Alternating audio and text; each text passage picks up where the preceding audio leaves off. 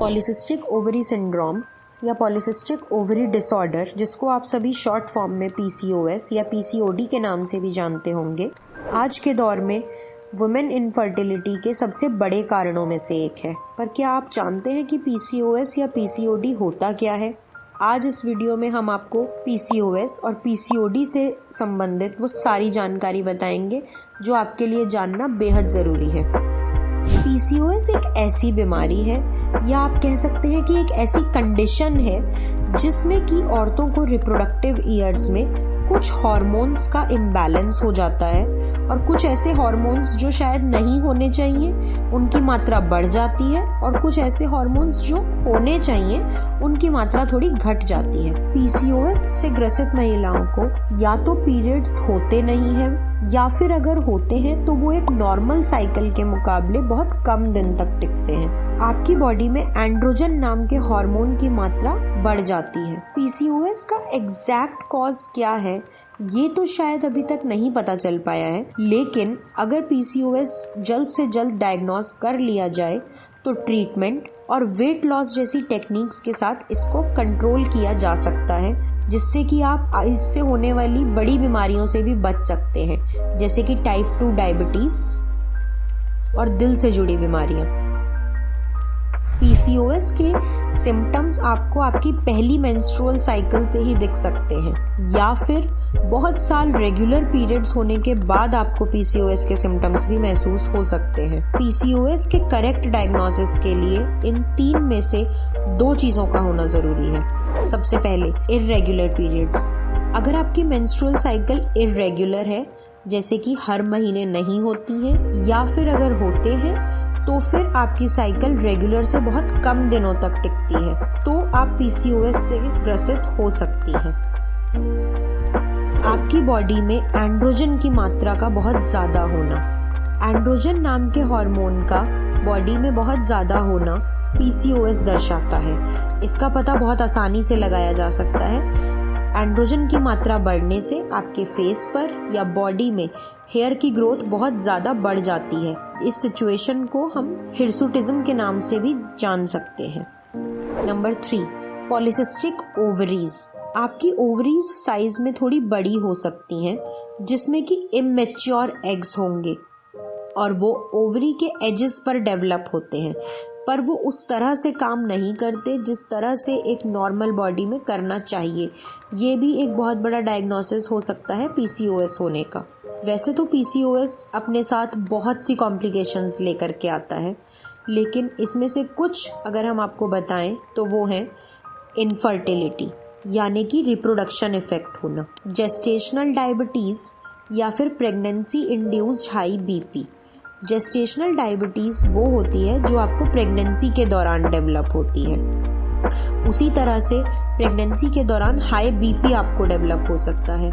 Miscarriage या premature birth. जो महिलाएं PCOS या PCOD से ग्रसित हैं उनके शरीर में मिसकैरेज या फिर समय से पहले बच्चे के जन्म की संभावना बहुत बढ़ जाती है। नॉन एल्कोहलिक स्टेटोहेपेटाइटिस, ये एक ऐसी बीमारी है जिसमें लिवर का बहुत ज़्यादा मात्रा में इन्फ्लेमेशन होता है, क्योंकि लिवर पर फैट बिल्डअप हो रहा होता है। हो सकता है कि आप शराब ना भी पीती हो, लेकिन फिर भी क्योंकि PCOS से ग्रसित हैं तो आपको ये बीमारी हो सकती है। मेटाबॉलिक सिंड्रोम, ये कुछ बीमारियों का ग्रुप होता है, जैसे कि high blood pressure, high sugar, unhealthy cholesterol या फिर दिल की बीमारियों से जुड़ा रिस्क, टाइप 2 डायबिटीज़ या प्री डायबिटीज़, डिप्रेशन, एंजाइटी या फिर ईटिंग डिसऑर्डर्स। ये बहुत सी कॉम्प्लिकेशंस हैं जो PCOS के साथ आती हैं।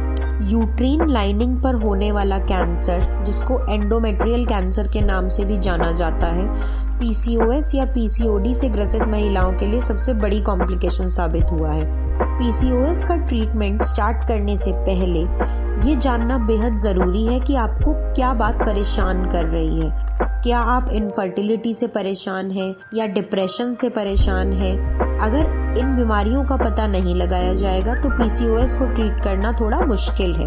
इन बीमारियों के पता लगाने के बाद ही एक स्पेसिफिक ट्रीटमेंट स्टार्ट किया जा सकता है, जिसमें कि आपकी लाइफस्टाइल चेंजेस और मेडिकेशन दोनों ही इन्वॉल्व होंगे।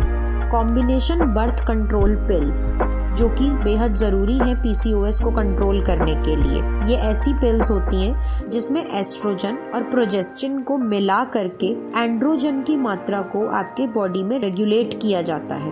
Progestin therapy. प्रोजेस्टिन को 10 से 14 दिनों तक लेना होता है, 1 से 2 महीनों के लिए। इससे आपके पीरियड्स भी रेगुलर होते हैं और एंडोमेट्रियल कैंसर होने की संभावना भी बहुत घट जाती है। लेकिन इस थेरेपी से ना तो एंड्रोजन लेवल्स इम्प्रूव होते हैं और ना ही प्रेगनेंसी से बचा जा सकता है। हो सकता है कि आपके डॉक्टर आपको वेट लॉस रिकमेंड करें, जो कि पीसीओएस में काबू पाने के लिए बहुत ही ज़्यादा ज़रूरी होता है। आप अपना वेट लॉस कर सकती हैं लो कैलोरी डाइट से और मॉडरेट एक्सरसाइज से।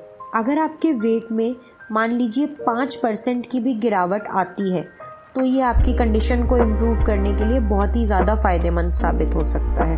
अपनी डाइट को कंट्रोल करना एक बहुत ही अच्छा तरीका है पीसीओएस या पीसीओडी को कंट्रोल करने के लिए।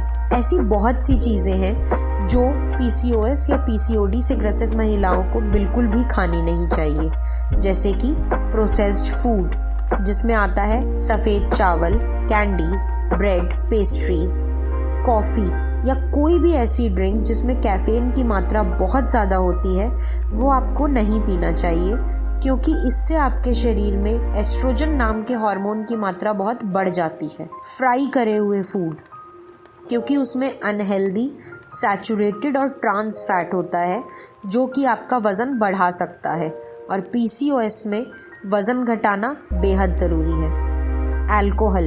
अल्कोहल किसी भी मात्रा में लेना आपके शरीर के लिए खतरनाक ही है, लेकिन अगर आप पीसीओएस या पीसीओडी से ग्रसित हैं तो ये और ज़्यादा खतरनाक हो जाता है, क्योंकि अल्कोहल की वजह से उन हार्मोन्स में डिस्टर्बेंस आ सकती है जो कि ओव्यूलेशन के लिए जिम्मेदार होते हैं। रेड मीट जैसे कि स्टेक्स, पोर्क, शुगरी बिवरेजेस, ऐसी कोई भी ड्रिंक जिसमें चीनी की मात्रा बहुत ज़्यादा हो वो आपको नहीं पीनी चाहिए। प्रोसेस्ड मीट, हॉट डॉग, सलामी, सॉसेजेस, इस तरह का खाना ना खाएं। इन कुछ बातों का ख्याल रख के साथ ही साथ मॉडरेट अमाउंट में एक्सरसाइज करके आप नेचुरल तरीके से अपने बॉडी में पीसीओएस या पीसीओडी को ना ही सिर्फ मैनेज कर सकती हैं बल्कि कंट्रोल भी कर सकती हैं। और ये कुछ ऐसी चीज़ें हैं जिनको अगर आप फॉलो करें तो एक हेल्दी प्रेगनेंसी भी अचीव कर सकते हैं।